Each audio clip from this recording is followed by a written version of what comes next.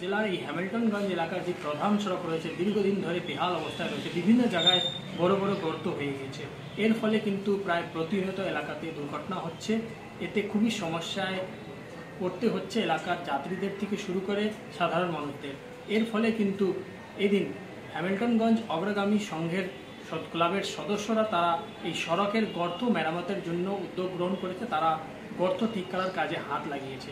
ক্লাবের সদস্যরা জানান এই রাস্তার অনেক দিন থেকে বেহাল অবস্থায় রয়েছে, বিভিন্ন জায়গায় গর্ত রয়েছে। এই বিষয়ে কিন্তু প্রশাসনের কোনো হেলদোল নেই। সেই কারণে কিন্তু তারা পূজার মুখে এই সড়কের গর্ত ঠিক করার জন্য উদ্যোগ গ্রহণ করেছে। আজ আমরা অগ্রগামী সংঘের পক্ষ থেকে হ্যামিল্টনগঞ্জের প্রধান সড়ক, যেখানে কালচিনি, আলিপুরদুয়ার, জয়গা যাওয়া হয়, এই সড়ক দিয়ে মাঝে মধ্যে এই সড়কে দুর্ঘটনা ঘটে এক গর্তের জন্য।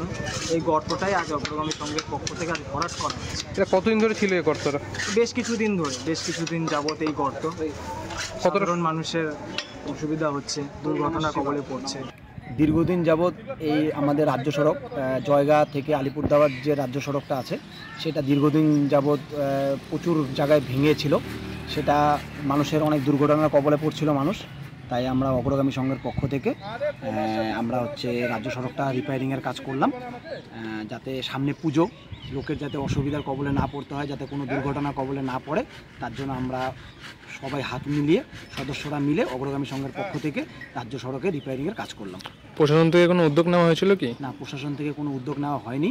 আর কোনো সরকারি কোনো রিপেয়ারিংয়ের কাজ এই মুহূর্তে হচ্ছে না বলে সেটা মানুষের স্বার্থে আমরা অগ্রগামী সংঘের পক্ষ থেকে রিপেয়ারিংয়ের কাজটা করে দিলাম। এটা করতে মোট কত টাকা খরচ হয়েছে? প্রায় 3000 টাকা মতন খরচা হয়েছে। স্থানীয় যুবকদের এই উদ্যোগকে সাধুবাদ জানিয়েছে এলাকার বাসিন্দারাও। আমার শহর হ্যামিল্টনগঞ্জ থেকে অজয় শাহ, কলকাতা।